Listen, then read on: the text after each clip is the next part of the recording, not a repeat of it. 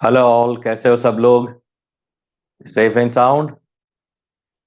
चलिए, very nice. Hello. Hello all.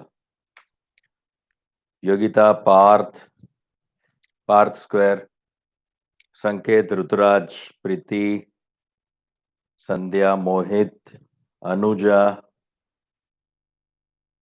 अंशिल कहाँ गया? Anshil, Samriddhi, Anshil, yes. Okay, Deepak. Okay. कल जो आंसर्स भेजे थे, कल के डीपीपी में आप लोगों ने, इसमें अंशिल अंशिल ने आंसर सही भेजे हैं। अंशिल ने मेहनत भी अच्छा किया है। ऑप्शंस भी जो है वो अच्छे से उसने एक्सप्लेन किए थे। कहाँ गया? मेरे पास था वो। 1 सेकेंड। संकेत अलग ही दुनिया में जी रहा है। आप लोग जो है वो पहले मैं जो डीपीपी भेज रहा हूं वो सॉल्व करो। बाद में अलग अलग कोई भी अगर आपके पास मटेरियल है तो वो सॉल्व करो बेटा, है ना? कार्तिक, आपने भी भेजा नहीं बेटा। और एग्जाम में जो भी आपके क्वेश्चंस थे जिसमें करेक्शंस था, तो उनका आपको बोनस दे दिया गया है। ठीक है, तो उसका टेंशन मत लो। संस्कृति, अच्छा हाँ, ठीक है। आपका मुझे कुछ वो नहीं मिला है अभी आंसर। डीपीपी सॉल्व करके नहीं भेजा था। और अंशिल, जैसे मैं बता रहा था, अच्छे से मेहनत किया है। 2-3 जगह पे आंसर गलत है, मैं बता दूंगा आपको। कल्पेश,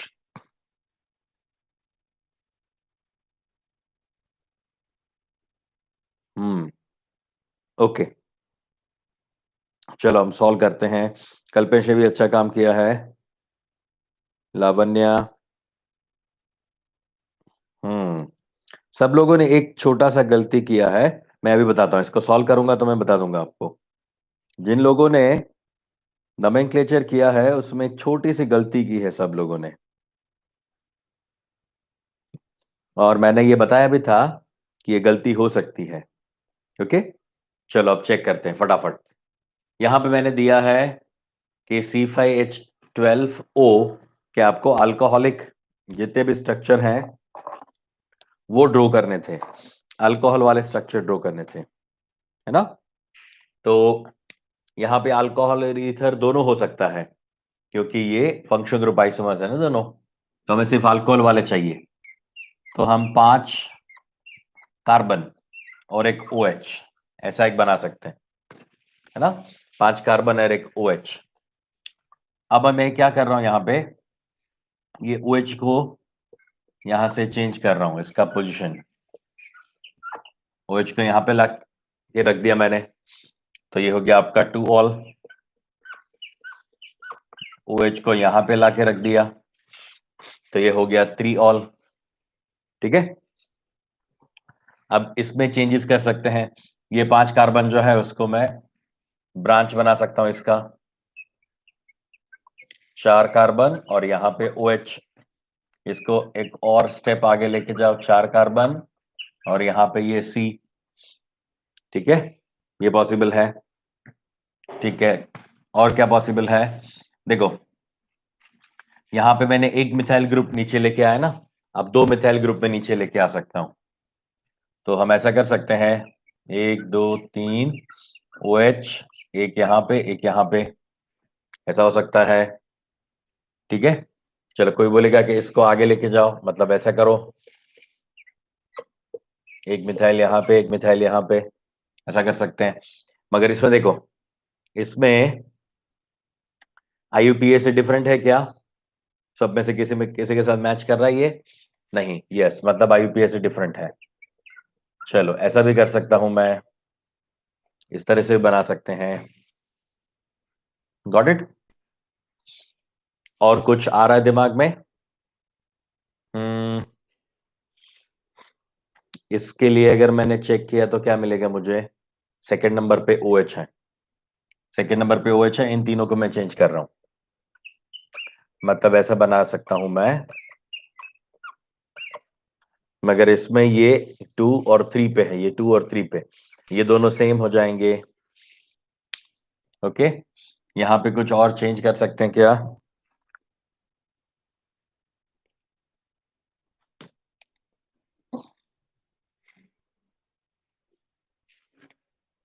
फाइन, तो इतने मुझे फंक्शन ग्रुप्स यानी इतने मुझे आइसोमर्स मिल रहे हैं। ठीक है, और कुछ इसको यहां पे ले लिया हमने, 4 वाले में मैक्सिमम पोजीशन पे आ गए। चलो 2 पे है, और यहां पे OH और यहां पे सेकंड नंबर पे OH और यहां पे ये, तो ये तो अभी हमने किया, यानी ये 2 3 पे आ गया। ठीक है, चलिए ये एक नया है 1 2, इसका नोमेनक्लेचर क्या हो जाएगा? 1 2 3 3 मिथाइल ब्यूट ब्यूट इन 2 ऑल। ठीक है, ये वाला पॉसिबल है।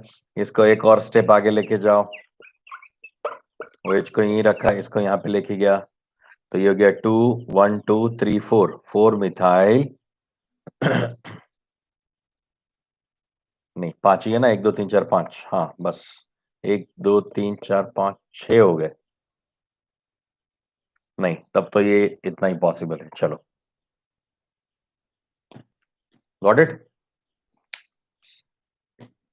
चलिए, इसके बाद आपको पूछा था C2H5N, C2H5N के लिए हमें ऑल पॉसिबल आइसोमर्स पूछे थे, ऑल पॉसिबल आइसोमर्स।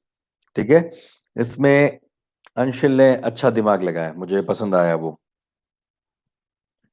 हम्म, देखो, एक तो नाइट्रोजन है, 2 कार्बन है और एक नाइट्रोजन है। ठीक है, इतना है। अब आपको जब भी ऐसे स्ट्रक्चर ड्रॉ करने हो ना बेटा, जब भी आपको इस तरह का स्ट्रक्चर ड्रॉ करना हो, तब एक चीज याद रखो, पहले तो आप कार्बन का और बाकी सारे हाइड्रोजन को छोड़ के जितने भी एटम्स हैं उन सबका एक अरेंजमेंट कर दो, स्केलेटन बना लो। ये मैंने स्केलेटन बना लिया। ठीक है, इसमें हाइड्रोजन तो फिट हो जाएंगे, हाइड्रोजन फिट हो जाएंगे, यहां पे 3 हाइड्रोजन आएंगे, यहां पे 2 हाइड्रोजन आएंगे। तो यहां पे अगर 3 हाइड्रोजन, यहां पे हमने 2 हाइड्रोजन लगा दिए, तो टोटल हाइड्रोजन तो कितने हो गए? 3 + 2 5 हो गया। तो नाइट्रोजन का वैलेंस 3 होता है, वो तो सेटिस्फाई नहीं हो रहा है, नाइट्रोजन का बैलेंस तो सेटिस्फाई नहीं हो रहा है। तो मुझे क्या करना चाहिए? ये CH3CH2NH2 होना चाहिए, मतलब 7 हाइड्रोजन होने चाहिए। मगर आपके पास तो सिर्फ कितने हाइड्रोजन है? 5 हाइड्रोजन ही है ना? तो क्या होगा, अब सुनना। तो इसमें पॉसिबिलिटी ये है कि हम ऐसा कर सकते हैं कि यहां पे मैं डबल बॉन्ड बना दूं। चलो, एक डबल बॉन्ड बना दिया मैंने, नाइट्रोजन, या फिर यहां पे एक डबल बॉन्ड बना दूं, लेट्स से। चलो, carbon hydrogen, carbon carbon double bond, तो ये क्या हो जाएगा? CH2, ये CH और ये NH2, 2 + 1 3 + 2 5। Very nice. तो C2H5N, मतलब एक डबल बॉन्ड डालने पे मुझे इस तरह का कंपाउंड मिल रहा है। सेकेंड पॉसिबिलिटी ये भी है कि आप यहां पे CH3 रखो, ये CH डबल बॉन्ड NH करो, सेकेंडरी अमाइन हो सकता है ना? ये प्राइमरी अमाइन था, तो सेकेंडरी अमाइन भी हो सकता है, ये पॉसिबल है ना? अच्छा कुछ और पॉसिबल है क्या?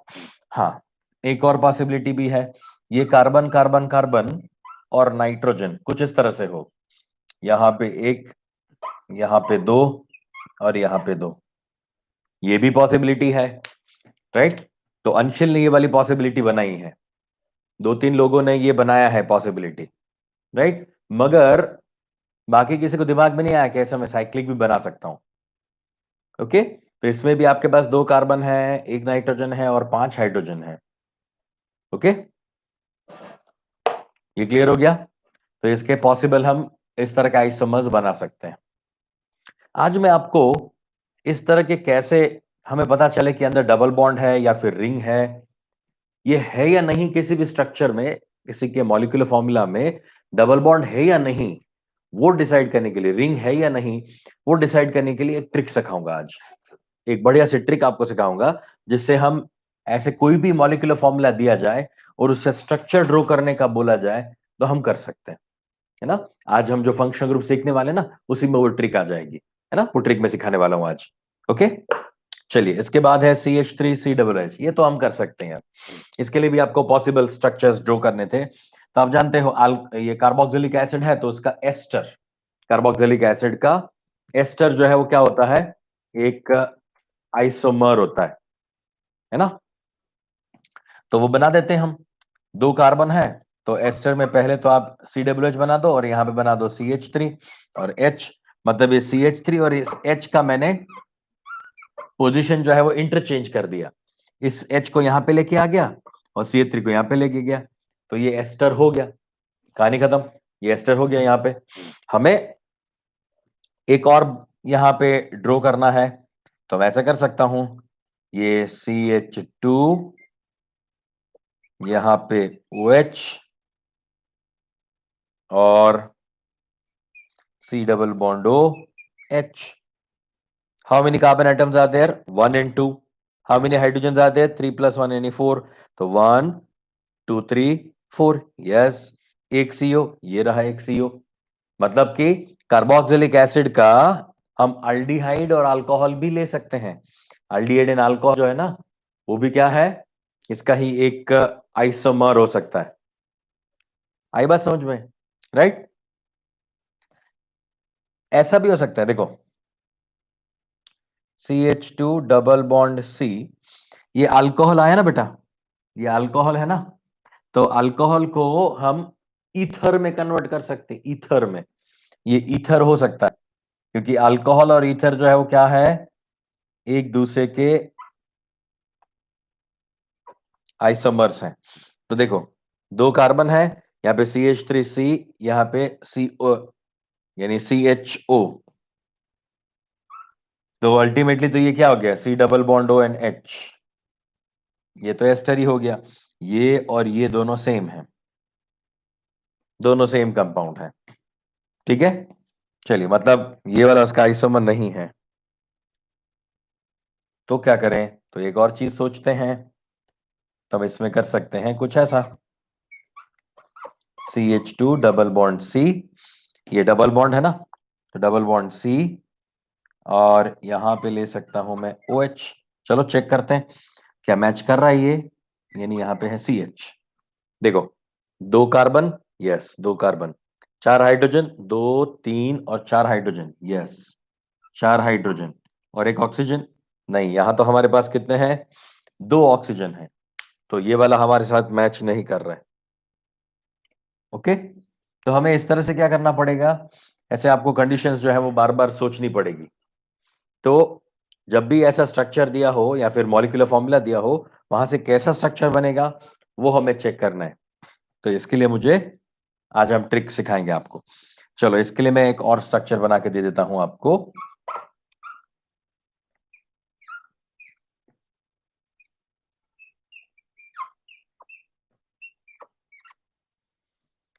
दो 3 4 हाइड्रोजन, 2 कार्बन, 2 ऑक्सीजन, ऐसा भी हो सकता है। जैसे यहाँ पे साइक्लिक बनाया ना उसी तरह से मैंने यहाँ भी एक साइक्लिक कंपाउंड बना दिया। Is it okay, right.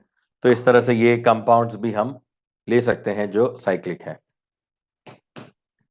किसी को कोई दिक्कत है यहाँ पे, मोनोसाइक्लिक, अच्छा नॉन साइक्लिक बोला था, हाँ ठीक है, तो बस हमें ये ही मिलेगा। देखते हैं कुड़े गिला,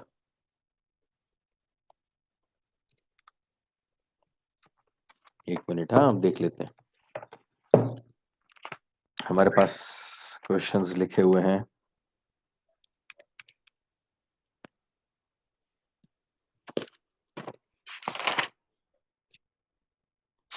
ऑल पॉसिबल मोनोसाइक्लिक, अरे sorry non cyclic isomers, okay okay, ठीक है। तो ये 2 हो गए मेरे पास, दैट्स ऑल। ठीक है, now let's move further. Number 4, this two are of which type of isomers? तो यहां पे जैसे ही ऑक्सीजन आता है या फिर कोई भी हीट्रो एटम आता है, मैंने बताया था ना कि जब भी कोई हीट्रो एटम आएगा, ऑक्सीजन, नाइट्रोजन या सल्फर, तो आपको हमेशा दिमाग में क्या रखना है? मेटामेरिज्म। मेटामेरिज्म का मतलब क्या होता है? इस ऑक्सीजन के दोनों साइड पे, यहां पे फिनाइल है और यहां पे ये इथाइल है, और यहां पे क्या है? ये मिथाइल है और ये दूसरा कुछ है। फिनाइल के साथ ये CH3, मतलब टोल्यूइन जैसा है। बेंजीन के साथ CH3, टोल्यूइन जैसा। तो जब ऑक्सीजन के दोनों साइड पे जो सब्स्टिट्यूशन है वो डिफरेंट है, डिफरेंट सब्स्टिट्यूशन है, तो इसको बोलेंगे हम मेटामर्स। इसको बोला जाएगा मेटामर्स। ठीक है, इसको मेटामर्स बोलते हैं। This two are metamers. ठीक है। नंबर 5 में क्वेश्चन क्या था? क्वेश्चन ये था, find the structure of a compound having 18 primary atoms, hydrogen atoms, and 2 types of carbon atoms. Hint, all the hydrogens are identical. आपको हिंट दिया गया था कि all the hydrogens are identical. Identical मतलब same, same type of hydrogen होना चाहिए। तो इसके लिए ऐसा बोला गया कि 18 प्राइमरी हाइड्रोजन है। तो यहां पे ये दो, 1 2 3 4 5 6 ऐसे कार्बन होंगे जहां पे CH3 है। और आइडेंटिकल का मतलब होता है कि वो CH3 के फॉर्मेट में ही है, CH2 नहीं होना चाहिए। CH3 CH3 CH3, देखो। तो यहां पे ये सारे के सारे, all the 6 are primary hydrogens या फिर प्राइमरी कार्बन्स। प्राइमरी कार्बन कितने हैं? 6 प्राइमरी कार्बन है। तो आपके पास 18 क्या हो जाएंगे? Primary hydrogen, because the hydrogen present on primary carbon is a primary hydrogen. याद है ना, हमने क्लासिफिकेशन बताया था ना आपको बेटा, कि प्राइमरी कार्बन के ऊपर जितने भी हाइड्रोजन होते हैं वो क्या होते हैं बेटा? प्राइमरी हाइड्रोजन ही होते हैं। And all the hydrogen are identical, मतलब सारे CH3 होने चाहिए, कोई भी CH2 नहीं चलता। ठीक है। और आपको बोला गया है कि 2 टाइप के ही हाइड्रोजन होने चाहिए। तो ये हाइड्रोजन, ये कार्बन, 2 टाइप के ही कार्बन होने चाहिए। तो ये कार्बन सारे जो है वो क्या है? 6 के 6 क्या है आपके पास? प्राइमरी। और ये दोनों कार्बन जो है वो क्या है? 1 2 3 4 कार्बन के साथ जुड़े हुए हैं, तो ये है हमेशा क्वाटरनरी। और क्वाटरनरी पे तो हाइड्रोजन होता ही नहीं है। तो आपको बोला गया है कि सिर्फ 2 टाइप के आपके पास क्या है? 2 टाइप के आपके पास कार्बन है। तो प्राइमरी सेकेंडरी या प्राइमरी टर्शरी या प्राइमरी क्वाटरनरी हो सकता है। और बोला गया है कि आपके पास जो है 18 प्राइमरी हाइड्रोजन है, 18 आपके पास प्राइमरी हाइड्रोजन है। तो एक चीज इसमें ध्यान रखो, या फिर इसमें आप लॉजिक क्या लगाओगे? आपको पता कैसे चलेगा कि मुझे ऐसा ही 6 2 8 कार्बन ही लेने हैं? कैसे पता कैसे चलेगा मुझे? तो इसके लिए एक सिंपल सा आपको रास्ता बताता हूं। देखो, अगर आपको बोला गया है कि प्राइमरी हाइड्रोजन आपको मिल रहे हैं, इसका मतलब क्या हो गया? प्राइमरी हाइड्रोजन का मिलने का मतलब क्या है? आपके पास एक डेफिनेटली प्राइमरी कार्बन है। और गेटिंग अ पॉइंट, एक प्राइमरी कार्बन तो है ही, 18 हाइड्रोजन है। उसका मतलब एक कार्बन को प्राइमरी बनाने के लिए आपको क्या चाहिए? एक कार्बन को प्राइमरी बनाने के लिए उसके साथ कार्बन होना चाहिए। कार्बन प्राइमरी कब होता है? जैसे उसके साथ एक कार्बन जो है वो लगा हुआ हो, एक कार्बन जुड़ा हुआ हो। ठीक है। और मान लेते हैं कि यहां पे CH3 है। तो एक प्राइमरी कार्बन के साथ 3 हाइड्रोजन जोड़ दिए, तो वो तीनों हाइड्रोजन क्या हो गए? प्राइमरी हाइड्रोजन हो गए। अब कितने प्राइमरी हाइड्रोजन आपके पास है? कितने प्राइमरी हाइड्रोजन बोला गया है? 18। तो एक कार्बन के साथ 3 हाइड्रोजन की रिक्वायरमेंट होती है। तो ऐसे और कितने कार्बन होने चाहिए जिसमें मिला के टोटल 18 होता है? 6। क्योंकि अगर मेरे पास इस तरह से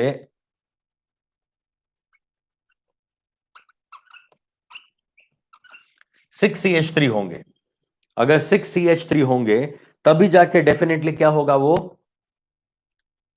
18 प्राइमरी हाइड्रोजन बनाएगा, तभी जाके वो 18 प्राइमरी हाइड्रोजन बनाएगा। अब कोई बोलेगा सर हमें कैसे पता चले कि वो CH3 है या CH2 है, क्योंकि CH2 में भी प्राइमरी हो सकता है। चलो मान लेते हैं आपको पता नहीं है, तो इसलिए तो आपको हिंट दिया गया है, तो ऐसे हिंट आपको दे दी जाएगी कि सारे हाइड्रोजन क्या है, आइडेंटिकल है। आइडेंटिकल बोले तो एक CH3 है तो सारे CH3 है, एक CH2 है तो सारे CH2 है। मगर प्राइमरी तो तभी बना सकते हो ना जब CH3 हो, ऑब्वियस है, क्योंकि CH3 के साथ ही एक कार्बन जुड़ सकता है। ठीक है, मतलब मुझे पता चल गया कि यहां पे मेरे पास 6 CH3 ग्रुप होंगे। अब दूसरा इंफॉर्मेशन दिया है कि यहां पे सिर्फ 2 टाइप के ही कार्बन एटम्स हैं, 2 टाइप के ही कार्बन एटम्स हैं। तो एक तो प्राइमरी आ गया, यहां पे 6 प्राइमरी है वो तो पता चल गया है ना। तो इन 6 CH3 को आपको किसके साथ जोड़ना पड़ेगा, 6 CH3 को हमें कार्बन के साथ ही जोड़ना पड़ेगा। अब मान लीजिए 2 कार्बन है और दोनों कार्बन के साथ 3-3 वैलेंसीज होती है, क्योंकि एक कार्बन इसके साथ एक वैलेंसी तो यूटिलाइज हो गई, तो बाकी इन तीनों के, दोनों कार्बन के पास 3-3 वैलेंसी बची हुई है। तो इन तीनों वैलेंसी में एक यहां पे, एक यहां पे, एक यहां पे, ये वाला यहां पे, ये यहां पे और यहां पे जुड़ने वाला है, तभी तो ये 6 वैलेंसी इन 6 मिथाइल ग्रुप से सेटिस्फाई होगी। तो इस तरह से मुझे ये स्ट्रक्चर मिल सकता है ना। मगर ये चीज ऐसी है जो आपको ऐसे ही डायरेक्टली पता नहीं चल जाएगी, आपको जितना स्ट्रक्चर्स का एक्सपीरियंस होता जाएगा ना, आप जैसे जैसे जैसे जैसे स्ट्रक्चर्स या ऑर्गेनिक केमिस्ट्री में जैसे जैसे आप और ज्यादा डेप्थ में जाते जाओगे ना, वैसे वैसे आपको पता चलता जाएगा कि ये ही स्ट्रक्चर होना चाहिए। अभी तो हमने ये क्वेश्चन दिया था बहुत ही सिंपल क्वेश्चन, मगर दिमाग जबरदस्त लगाना पड़ता आपको, क्योंकि आप ब्लाइंड हो जाते हो, पता ही नहीं चलता, सब जीरो हो जाता है, क्या करें क्या ना करें। मगर इस तरह से छोटे छोटे छोटे छोटे लॉजिक जो है वो आपको इस स्ट्रक्चर तक लेके जाएगा। कई बच्चों ने कई सारी कोशिश की है, कई लोगों ने रिंग बना ली है। एक बच्चे का मैंने देखा था, उसने ऐसी रिंग बनाई है, यानी ये इसके पास 6 कार्बन हो गए और यहाँ पे उसने CH3 बना, ऐसे करके कुछ पूरा बनाया हुआ है, यहाँ भी एक CH3 लगा दिया है। मगर इसमें क्या हुआ बेटा, देखो ये 2 कार्बन ही ऐसे हैं जो प्राइमरी कार्बन है, बाकी सारे कार्बन जो है सेकेंडरी है। देखो ये सेकेंडरी, ये सेकेंडरी, ये तो टर्शरी है खैर, क्योंकि इस कार्बन के साथ तो 3 और कार्बन लगे हुए हैं, इसके साथ भी 3 और कार्बन है, मतलब ये टर्शरी है। ये सेकेंडरी है, ये सेकेंडरी, ये सेकेंडरी, 2 प्राइमरी, 4 सेकेंडरी और 2 टर्शरी। मगर आपको तो कार्बन कितने टाइप के बोले गए हैं, 2 टाइप के ही बोले गए हैं। प्राइमरी अब कौन से हैं वो पता नहीं है मुझे, मगर है तो 2 टाइप ही, या प्राइमरी सेकेंडरी, या प्राइमरी टर्शरी, या प्राइमरी क्वाटरनरी। मगर प्राइमरी तो है कंफर्म, क्यों, क्योंकि तभी तो प्राइमरी हाइड्रोजन बनेगा ना। Are you getting a point, तो प्राइमरी तो है। तो ये सारे लॉजिक्स जो है आप लगा के आंसर निकाल सकते हो। मगर क्वेश्चन वाज नाइस, अच्छा क्वेश्चन था, दिमाग अच्छे से लगाना पड़ेगा। मेरे ख्याल से बाकी क्वेश्चंस के कंपैरिजन में इसमें आपको ज्यादा दिमाग लगाना पड़ा होगा, ऐसा क्वेश्चन था ये, राइट।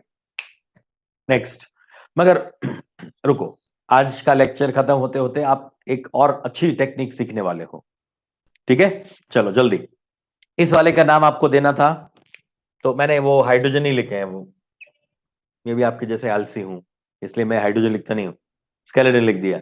मैक्सिमम कार्बन के साथ नाइट्रोजन को जोड़ दिया तो क्या हो जाएगा, ये प्रोपेनामाइन। ये नाइट्रोजन के साथ 3 कार्बन प्रोपेनामाइन, यहां पे ये इथाइल, तो इसका नाम है N ethyl, N ethyl propanamine, propanamine, ठीक है, very nice. N ethyl propanamine is the correct answer, N ethyl propanamine. N के साथ इथाइल, 3 कार्बन के साथ अमाइन, प्रोपेनामाइन। अच्छा, इसका नाम हो जाएगा, अच्छा ये बेंजीन रिंग के साथ जोड़ दोगे ना, तो इसका नाम हो जाएगा N methyl.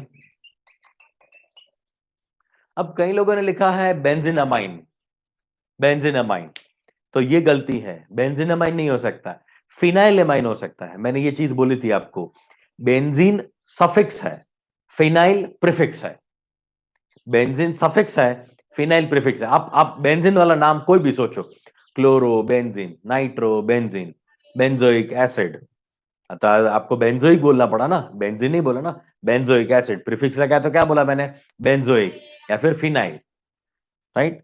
Phenyl word use करेंगे, प्रीफिक्स में फिनाइल और सफिक्स में बेंजीन, राइट। तो अगर आपको इसका नाम देना है तो इसका नाम हो जाएगा N methyl phenylamine, N methyl phenyl amine, phenyl prefix है तो phenyl amine, otherwise N methyl aminobenzene, aminobenzene, right.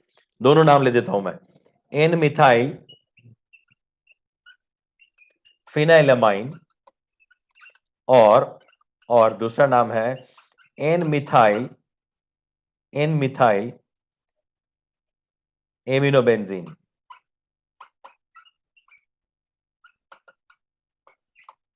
और एक और नाम है एन मिथाइल एनिलिन,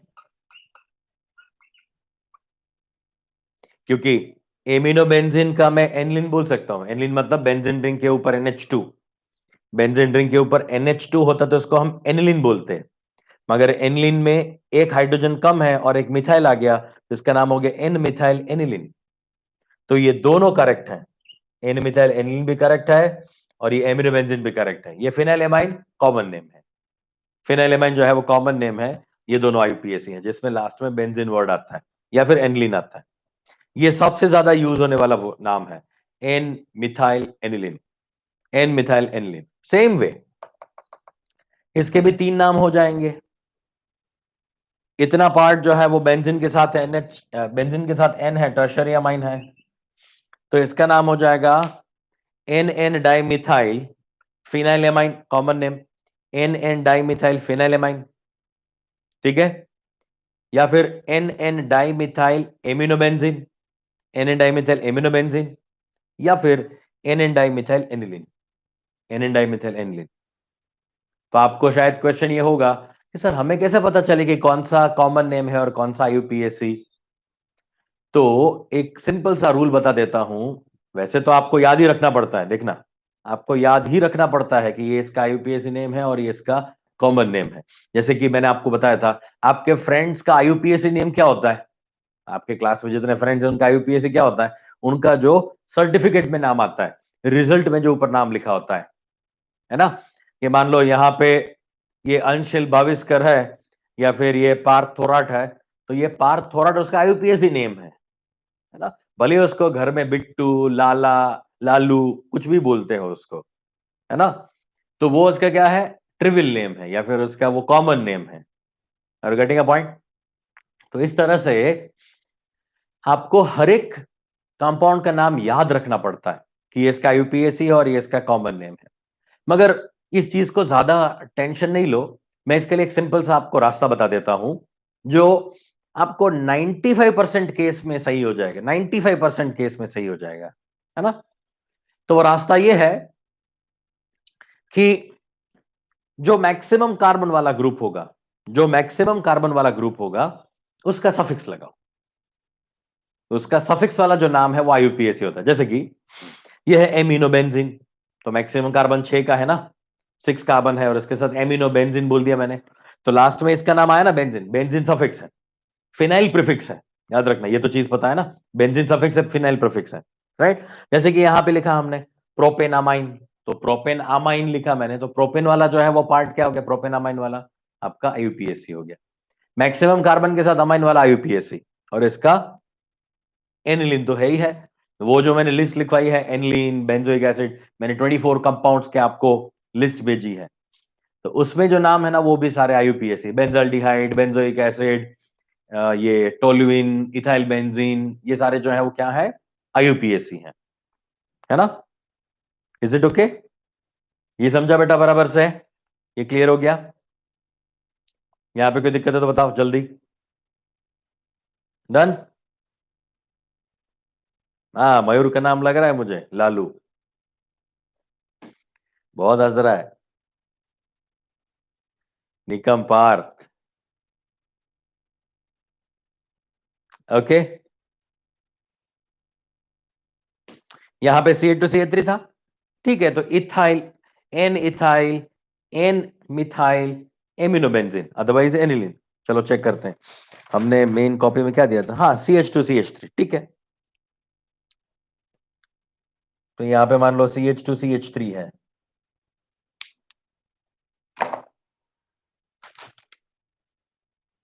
अगर ये CH2CH3 है, CH2CH3 तो क्या हो जाएगा? N ethyl N methyl aminobenzene, N ethyl N methyl aminobenzene, N ethyl N methyl aniline. बस ऐसा हो जाएगा, कोई ज्यादा टेंशन वाला नहीं है। ठीक है, एन मिथाइल नहीं, N ethyl N methyl aniline, क्योंकि इथाइल का ई पहले आता है ना, अल्फाबेटिकली ई पहले आएगा, कल सिखाया था मैंने, ई पहले आता है तो इसको बोलेंगे N ethyl N methyl aminobenzene या फिर aniline, N ethyl N methyl aminobenzene और एनिलीन। करेक्ट है। चलो नेक्स्ट आगे चलते हैं। नंबर 9, नंबर 9 में आपको नंबर 9 में सिर्फ इतना बताना था कि प्राइमरी कौन, सेकेंडरी कौन, टर्शियरी कौन, वो तो आपको पता चल गया।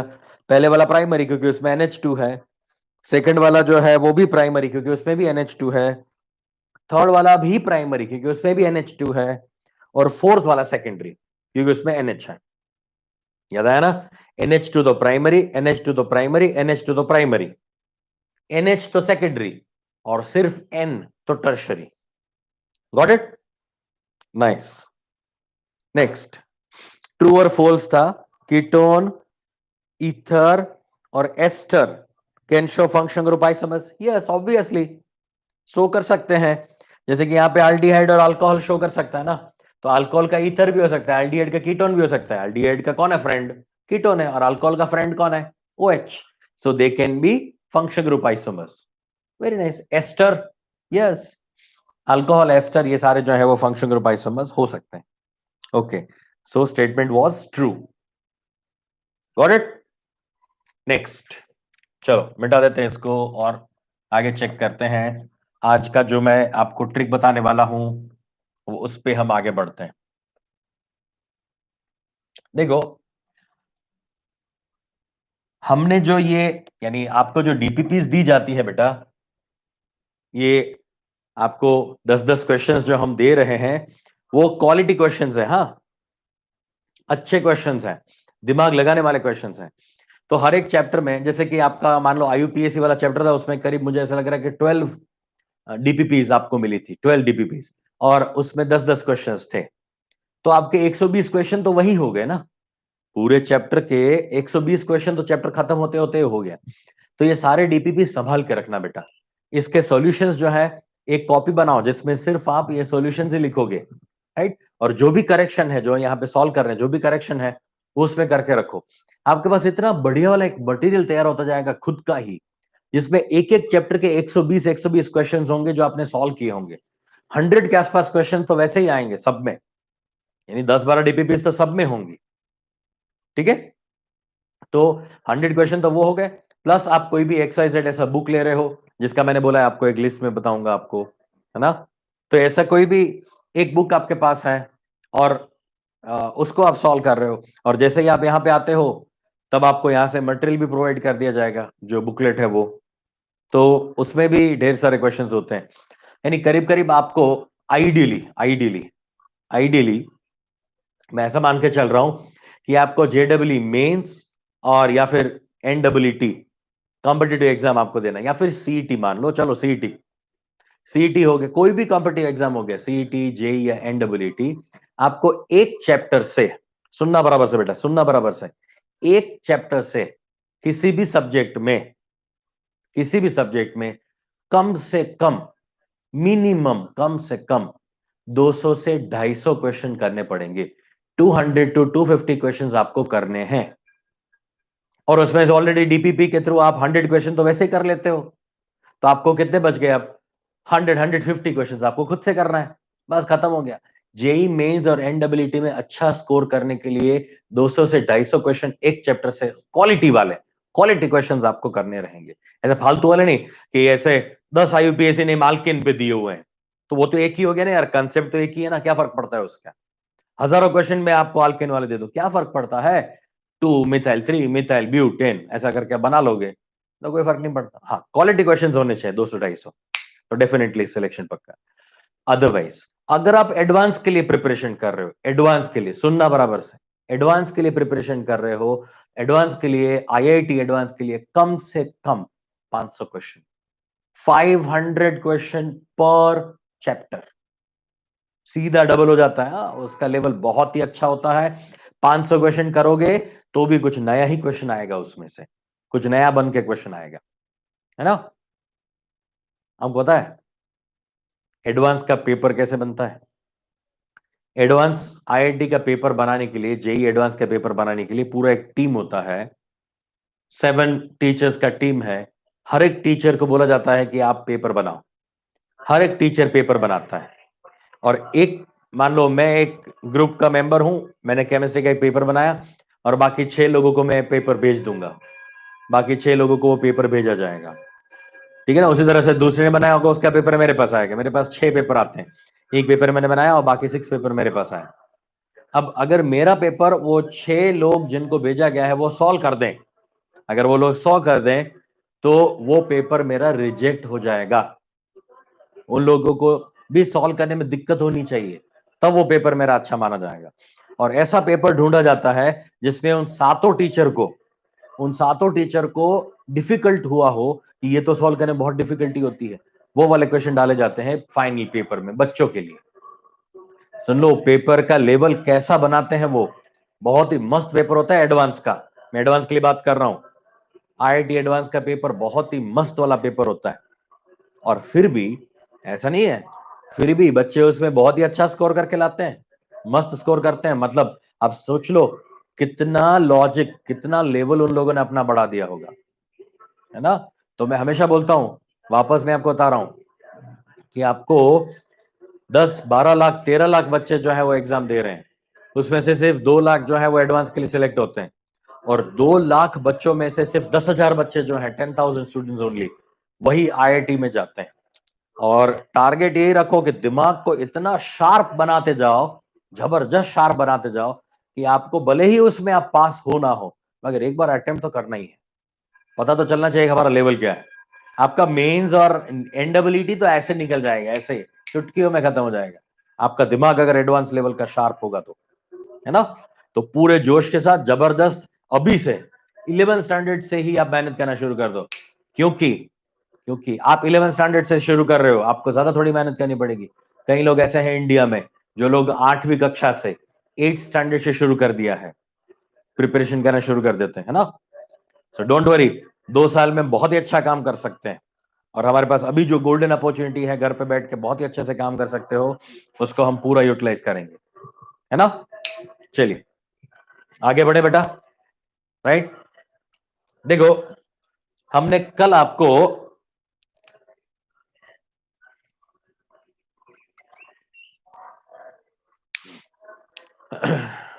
Chain isomer, position isomer, function group isomer, metamer, इसके बारे में इंफॉर्मेशन मैंने दे दी थी।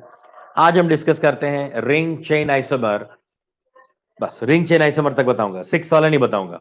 टोटोमेरिज्म आगे जाके बताएंगे, थोड़ा और चीजें जो है सिखाने के बाद, ठीक है। चलो आज हम डिस्कस करते हैं यहां पे ring chain isomers. Ring chain isomers होता क्या है ये रिंग चेन आइसोमर्स?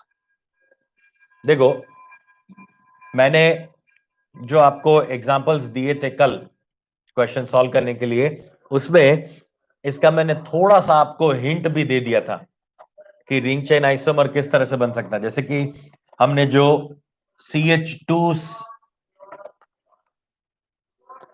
1 सेकेंड,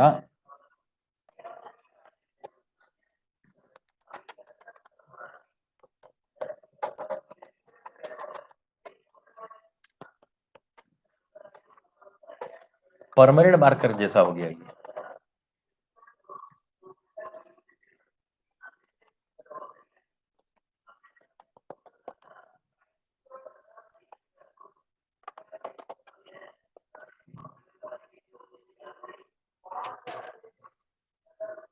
खुद ही लिखो ऐसा जो खुद ही मिटा ना पाओ। ओके चलो आगे देखते हैं ring chain isomers. Ring chain isomer में जो हमने कल एग्जाम्पल दिया था ये, और इसमें हमें एक स्ट्रक्चर ये मिल रहा था 2 2 4 1 5, और इसका हमने एक और स्ट्रक्चर ये भी बनाया था, ये मैंने अभी बताया ना आपको। So this two are ring chain isomers, ये चेन है ये रिंग है, तो इन दोनों को रिंग चेन आइसोमर बोला जाता है। ठीक है, और रिंग चेन आइसोमर के लिए एक शर्त है, शर्त यह है कि आपके कंपाउंड के पास एटलीस्ट एक डबल बॉन्ड तो होना ही चाहिए, एक डबल बॉन्ड होना ही चाहिए, क्योंकि ये डबल बॉन्ड आगे जाके रिंग बनाने वाला है। So each ring cost one double bond, एक रिंग के लिए एक डबल बॉन्ड का सेक्रीफाइस करना पड़ेगा आपको। ये डबल बॉन्ड गया तो रिंग बन गया। मतलब इसका थंब रूल है, रिंग चेन आइसोमर के लिए थंब रूल है कि रिंग चेन आइसोमर तभी पॉसिबल है जब आपके पास एक डबल बॉन्ड हो, एटलीस्ट एक डबल बॉन्ड हो, ट्रिपल भी हो सकता है, मगर एक डबल बॉन्ड हो तो वो डबल बॉन्ड रिंग में कन्वर्ट हो सकता है। ठीक है, तो अब क्वेश्चन ही आता है कि हमें पता कैसे चले कि आपके कंपाउंड में डबल बॉन्ड है या नहीं। ठीक है, तो अब रिंग चेन आइसोमर शुरू करने से पहले मैं एक पॉइंट यहां पे या फिर एक ट्रिक यहां पे सिखाने वाला हूं। वो ट्रिक है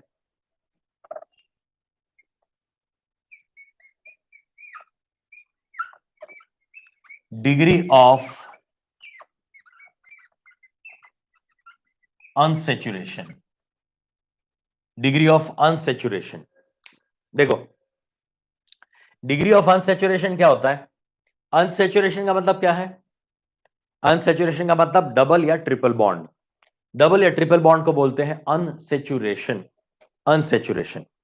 ठीक है, सेचुरेशन का मतलब क्या है? कोई भी कंपाउंड सेचुरेटेड होने का मतलब क्या है? उस कंपाउंड का स्ट्रक्चर लीनियर हो, ब्रांच हो, मगर कहीं पे भी डबल या ट्रिपल बॉन्ड ना हो, किसी भी प्रकार का डबल बॉन्ड नहीं होना चाहिए। मतलब कार्बन कार्बन डबल बॉन्ड भी नहीं होना चाहिए, कार्बन नाइट्रोजन डबल बॉन्ड भी नहीं होना चाहिए, कार्बन ऑक्सीजन डबल बॉन्ड भी, यानी सी डबल बॉन्ड हो, कार्बन ऑक्सीजन डबल बॉन्ड भी नहीं होना चाहिए, कहीं पे भी सी ट्रिपल बॉन्ड है, साइनाइड ट्रिपल बॉन्ड भी नहीं होना चाहिए। मतलब कि सिंगल बॉन्ड ही हो, सिर्फ सिंगल बॉन्ड हो तो उसको बोलते हैं सैचुरेटेड कंपाउंड। साइकिल भी नहीं होनी चाहिए, सुनना, साइकिल भी नहीं, या फिर ऐसा कोई रिंग भी नहीं होनी चाहिए, स्ट्रेट चेन या ब्रांच वाला सिंगल बॉन्ड वाला कंपाउंड होना चाहिए। द कंपाउंड हैविंग लीनियर और branched structure with single bond only, that is known as saturated compound, that is known as saturated compound. Is it okay? ये clear है? इतना clear हो गया सैचुरेटेड का। अनसैचुरेटेड में क्या होता है? अनसैचुरेटेड में होता है डबल बॉन्ड या triple bond. So as I told you, every double bond can form a ring, और a ring costs one double bond, ring cost one double bond, एक डबल बॉन्ड है तो उसको हम रिंग में कन्वर्ट कर सकते हैं। ठीक है, तो अब यहां पे आप ढूंढना चाहते हैं कि डिग्री ऑफ अनसैचुरेशन क्या है। बहुत ही काम की चीज, बहुत ही काम की चीज। इसको शॉर्ट फॉर्म में लिखेंगे हम डी, और डी फाइंड करने का एक फॉर्मूला है 2C+2 minus H minus x plus N whole by 2। सुनो बराबर से, 2C+2 minus H minus x plus N whole by 2। ठीक है, ये सी क्या है? Number of carbon atom present in a molecular formula, number of hydrogen present in a molecular formula, number of halogen present in a molecular formula, fluorine chlorine bromine iodine में से कितने हैं वो, कोई भी, and number of nitrogen present in a molecular formula. यहां पे और किसी भी एटम के लिए कोई जगह नहीं है। ऑक्सीजन अगर है तो हमें कोई लेना देना नहीं उससे, है ना। कोई और आपके पास कोई सल्फर है तो उसका भी हमें कोई यहां पे लेना देना नहीं है ना। तो इसके लिए हमें कोई चेक नहीं करना है, हमें सिर्फ कार्बन हाइड्रोजन हेलोजन नाइट्रोजन के लिए ही चेक करना है।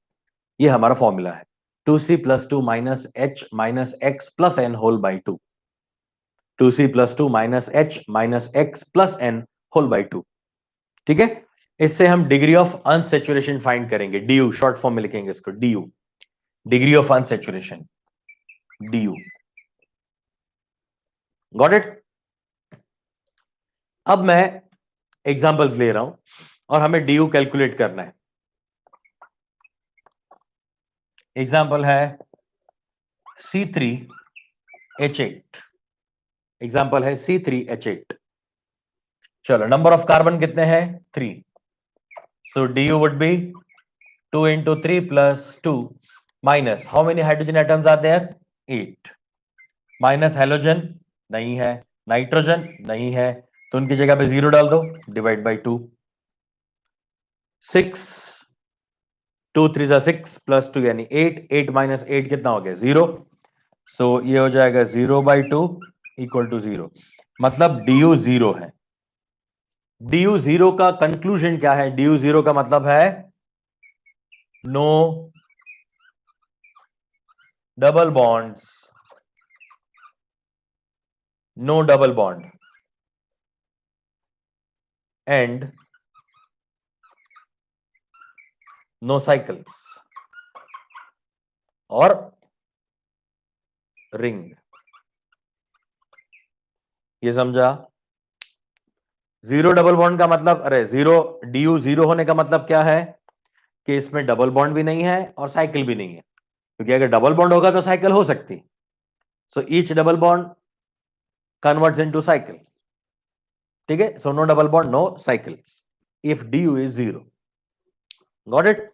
चलिए, अब मैं इसी को इस वाले फॉर्मूला के लिए लगा रहा हूं।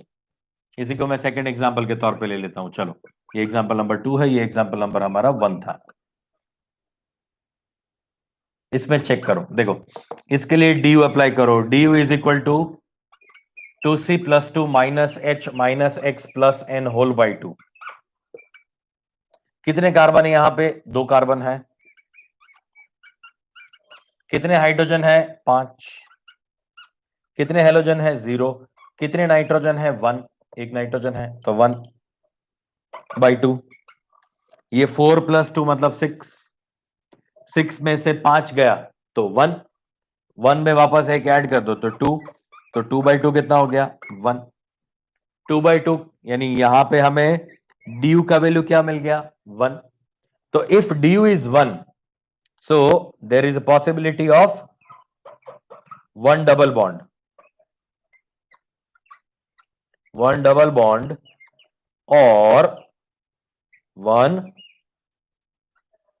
रिंग। ये और है बेटा, ये समझना, ये और है ये एंड नहीं है। राइट? यहां पे मैंने एंड इसलिए लिखा था क्योंकि डबल बॉन्ड भी नहीं है और रिंग भी नहीं है, इसलिए मैंने लिखा था एंड। यहां पे और का मतलब है या तो डबल बॉन्ड या तो रिंग। देखो, या तो डबल बॉन्ड है या तो रिंग है, दोनों में से कोई एक ही है, दोनों साथ में नहीं है, क्योंकि du1 है। du1 का मतलब एक डबल बॉन्ड या फिर एक रिंग। तो मुझे ये पता ही नहीं था, मुझे ये स्ट्रक्चर तो पता ही नहीं थे, तो ये सिर्फ मॉलिक्यूलर फॉर्मूला मेरे पास था। तो पहला काम हमेशा, हमेशा के लिए याद रख लो, ये ब्रह्म वाक्य है। मुझे बोल रहा हूं, मैं जो बोलने जा रहा हूं वो ब्रह्म वाक्य है, ब्रह्मा जी के मुख से निकला हुआ वाक्य है ये। ब्रह्मा जी ने ये बोला था कि अगर आपको कहीं पे भी मॉलिक्यूलर फॉर्मूला दिया जाए, कहीं पे भी मॉलिक्यूलर फॉर्मूला दिया जाए, तो इमीडिएटली पहला काम क्या करो? du फाइंड करो। Always find du first. English में बोला था उन्होंने, इंग्लिश में बोला था कि अगर आपको कोई मॉलिक्यूलर फॉर्मूला दिया है तो उसका du फाइंड करो। Always find du first. du find कर लिया, du1 मिला, मतलब आपके कंपाउंड में एक डबल बॉन्ड पक्का है या फिर एक रिंग पक्की है, दोनों में से कोई एक चीज तो है ही है ना? तो अब मैं स्ट्रक्चर ड्रॉ करता हूं, सुनना, अब मैं स्ट्रक्चर ड्रॉ करता हूं। 2 कार्बन एटम्स हैं और एक नाइट्रोजन है। क्या बोला है ब्रह्मा जी ने? du फाइंड करा, यस। कितना मिला? du1, मतलब एक डबल बॉन्ड है, तो एक डबल बॉन्ड पुट कर दो ना, बना लिया डबल बॉन्ड, हो गई कहानी खत्म। अब बाकी बचे वैलेंसी को हाइड्रोजन से सेटिस्फाई कर दो। यहां पे कितना वैलेंसी ऑक्यूपाइड है? 2, तो कितना बचा? 2। यहां पे एक नाइट्रोजन के साथ और दो यहां पे, कितना बचा? एक को जोड़ दिया। नाइट्रोजन का इक्विवेलेंस यहां पे सेटिस्फाई हुआ है तो कितना बच गया? दो डाल दिया। देख लो, 1 2 carbon atoms, yes. Hydrogen 2 + 3 + 2 5, yes. एक नाइट्रोजन, वेरी नाइस। बन गया ना स्ट्रक्चर? कितना इजी हो गया, एकदम इजी हो गया ना बेटा। अब आप फटाक से स्ट्रक्चर बना सकते हो, देखना। चलिए, आज ऐसे ही प्रैक्टिस के लिए क्वेश्चन दूंगा मैं डीयू वाला फाइंड करने का। हाँ, और दूसरी क्या कंडीशन बोली? एक रिंग हो सकती है, तो बनाओ। ये तीन एटम्स हैं, 2 कार्बन और एक नाइट्रोजन को जोड़ के ये रिंग बन गई। यहां पे H, यहां पे H2, यहां पे H2। टोटल कार्बन कितने हो गए? 2 + 2 + 1 यानी 5। वेरी नाइस, तो एक रिंग हो गई, है ना? ये ट्रिक बढ़िया। आपको डीयू से पता चल जाएगा कि कितनी रिंग्स हैं या कितने डबल बॉन्ड हैं। अच्छा चलो चेक करते हैं। अगर डीयू का वैल्यू 2 आता है तो क्या होगा, देखते हैं। मॉलिक्यूलर फॉर्मूला दे रहा हूं मैं और उसके बेस पे हम चेक करते हैं।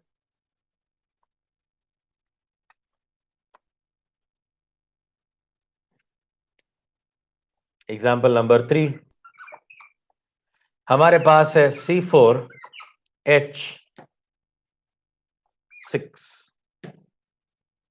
चलो, राइट, C4H6। तो इसके पहले डीयू का वैल्यू फाइंड करो। So 2C + 2 - H - X + N whole by 2। यहां पे तो हैलोजन और नाइट्रोजन तो है ही नहीं, मतलब सिर्फ कार्बन हाइड्रोजन है। तो ये वाला नहीं लिखोगे तो भी चलेगा, मगर हमें कोई फर्क नहीं पड़ता, लिखो ना।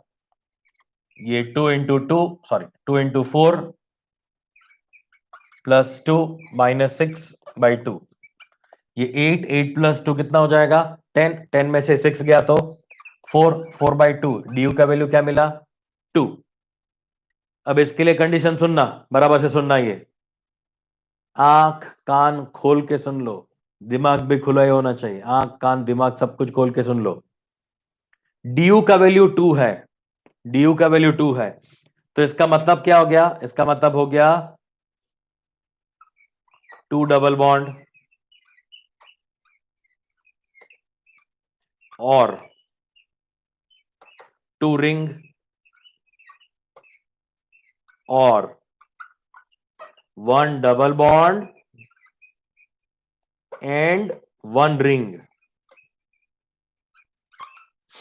ये भी हो सकता है, 1 डबल बॉन्ड 1 रिंग। मना नहीं कर सकते ना, एक डबल बॉन्ड भी हो और एक रिंग भी हो, दोनों का कॉम्बिनेशन है ना। डबल बॉन्ड भी हो सकती है, रिंग भी हो सकती। और एक और पॉसिबिलिटी है, 1 ट्रिपल बॉन्ड।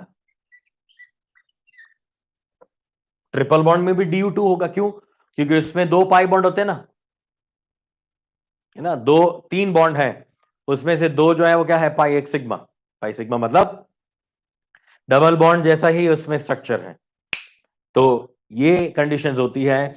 अगर DU2 है तो 2 डबल बॉन्ड हो सकते हैं, या 2 रिंग हो सकती है, या फिर एक डबल बॉन्ड और एक रिंग हो सकती है, या फिर एक ट्रिपल बॉन्ड हो सकता है। इतने प्रकार के आपके पास स्ट्रक्चर्स बन सकते हैं, अगर जैसे ही ड्यू का वैल्यू 2 आ गया तो। ठीक है, चलो। तो इसके लिए C4H6 के लिए जो पॉसिबल स्ट्रक्चर्स है वो फटाफट हम बना लेते हैं, फटाक से बना लेते हैं। पहले मैं आपको बता रहा हूं, 2 डबल बॉन्ड वाला। 2 डबल बॉन्ड वाला ऐसे हो सकता है, 4 कार्बन को ऐसे अरेंज कर दो। 4 कार्बन है, 4 कार्बन को अरेंज किया, यहां पे डबल बॉन्ड डाला, यहां पे डबल बॉन्ड डाला, CH2 CH CH2 1,3 ब्यूटाडाइन। ये आइसोलेटेड डाइन हो गया, सॉरी कॉन्जुगेटेड डाइन हो गया ना। Double single double, conjugated diene है ये, कॉन्जुगेटेड। इसमें क्या हो सकता है? एक्यूमुलेटेड भी हो सकता है, ये हो गया ना क्यूमुलेटेड। 1 2 3 4 5, 3 4 5 कहा गया? हाँ, ये CH2, यस। 3 4 5 6, 6 हाइड्रोजन 4 कार्बन, बस 2 3 4 5 6, 6 हाइड्रोजन 4 कार्बन, तो 2 डबल बॉन्ड की पॉसिबिलिटी इस तरह से हो जाएगी, ये होगा और ये होगा। अच्छा, रिंग में क्या क्या होगा?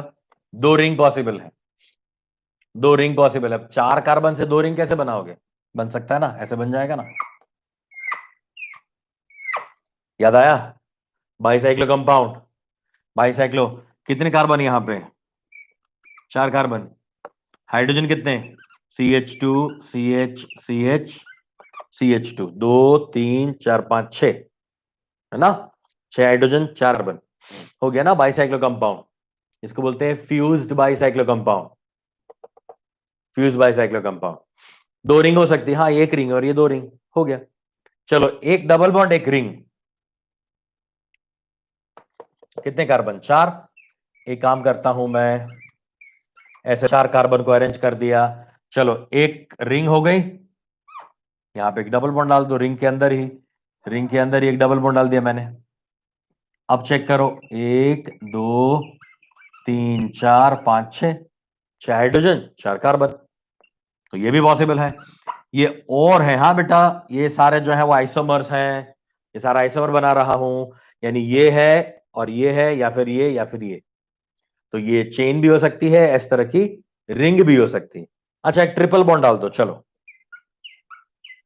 4 कार्बन, एक ट्रिपल बॉन्ड, ये CH, ये C आपका ऐसे ही रहेगा, ये होगा CH2 CH3, टोटल करो, 1 2 3 4, ये 1 2 3 4 5 6, 6 हाइड्रोजन, 3 + 2 + 1 6 हाइड्रोजन, 4 कार्बन एटम्स। हाँ, तो ट्रिपल बॉन्ड भी हो सकता है। आई बात समझ में? तो इस तरह से मुझे क्या मिलता है कि अगर डी का वैल्यू 2 है सुनना, डी का वैल्यू अगर 2 है, तो मुझे एक double bond, 2 ring, 2 double bond 2 ring, या फिर एक डबल बॉन्ड एक रिंग, या फिर एक ट्रिपल बॉन्ड वाली कंडीशन हो सकती है। Is it okay? ये समझ आया बेटा? अच्छा, अगर डी का वैल्यू 3 है तो क्या बोल सकते हो? कभी भी आपको डी का वैल्यू 3 मिलेगा, इसका मतलब क्या है? 3 डबल बॉन्ड, या फिर 3 रिंग, 3 रिंग्स, या फिर एक डबल बॉन्ड 2 रिंग, एक double bond 2 rings, otherwise 2 double bond 1 ring, हो सकता है ना, 2 डबल बॉन्ड 1 रिंग। अच्छा, एक क्या हो सकता है? एक ट्रिपल बॉन्ड एक डबल बॉन्ड, ट्रिपल बॉन्ड में 2 आ गया, डबल बॉन्ड में 1 आ गया, DU3 हो गया। एक ट्रिपल बॉन्ड और एक रिंग, या फिर 3 रिंग, 3 रिंग भी हो सकती है। तो ऐसे काफी सारी पॉसिबिलिटीज, हम अगर DU का वैल्यू 3 आता है तो हम निकाल सकते हैं। अच्छा, DU4 आ गया तो, DU4 आ गया तो 4 double bond 4 ring, 2 double bond 2 ring, एक double bond 3 ring, 3 double bond 1 ring, are you getting a point? 2 triple bond, एक double bond, 2 triple bond 1 ring, 2 ring 1 triple bond. तो ऐसी कई सारी हम पॉसिबिलिटीज बना सकते हैं। मगर आपको एक खुशी की बात बताता हूं, एक खुशी का समाचार आपको बताता हूं, खुशी का न्यूज है, गुड न्यूज है आपके लिए। एक गुड न्यूज ये है कि आपको अगर डी का वैल्यू 4 मिल रहा है, सुनना, अगर डी का वैल्यू 4 मिल रहा है कहीं पे भी, तो आपके सिलेबस में डी का वैल्यू 4 मिलने का मतलब है एक बेंजीन रिंग, एक बेंजीन रिंग पक्का, पक्का एक बेंजीन रिंग आपके पास होगा। क्योंकि एक बेंजीन रिंग में क्या होता है? एक रिंग है और 3 क्या है? Double bond. तो एक रिंग और 3 डबल बॉन्ड मतलब डी क्या हो गया? 4।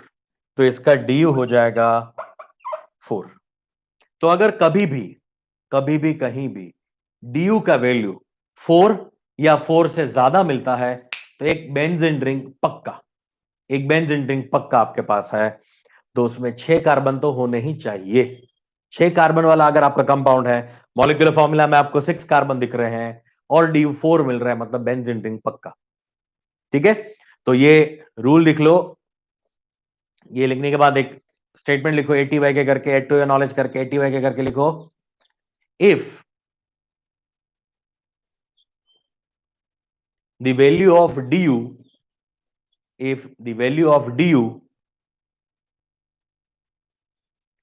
is 4 or more than 4, is 4 or more than 4,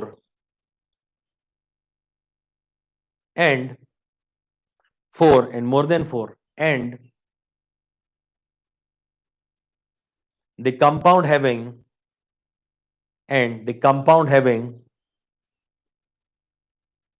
6 or more carbon atoms, compound having 6 or more carbon atoms,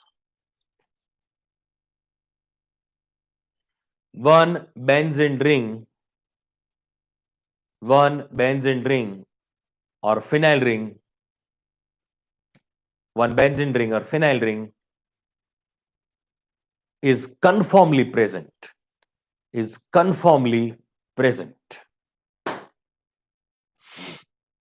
ठीक है।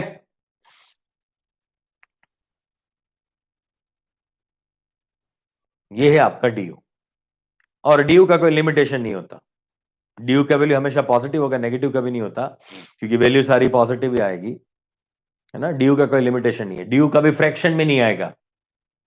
फ्रैक्शन मतलब हाफ मिल गया, 2.5 मिल गया, ऐसा कभी नहीं होता, फ्रैक्शन में नहीं होता, हमेशा होल नंबर होगा। जीरो पॉजिटिव, सारे जीरो से इनफाइनाइट तक पॉजिटिव वैल्यू हो सकती है, होल नंबर हो सकता है, फ्रैक्शन नहीं। Is it okay? ये क्लियर है बेटा सबको? राइट। आज मैं क्वेश्चन जो भेज रहा हूं वो DU वाले ही क्वेश्चंस भेज रहा हूं, सिर्फ उतना ही किया हमने। और ये सारे रिंग चेन आइसोमर्स ही हैं, और ring chain isomer is nothing but a function group, type of function group isomer, क्योंकि ये दो फंक्शन ग्रुप है, अल्कीन और ये है रिंग, यानी साइक्लोअल्केन, साइक्लोअल्केन है या अल्कीन है, तो ये क्या है, फंक्शन ग्रुप आइसोमर्स ही है। Is it okay? मजा आ गया? आज रुके यहां तक, है ना? चलो बाय बाय, सायोनारा, टेक केयर बेटा।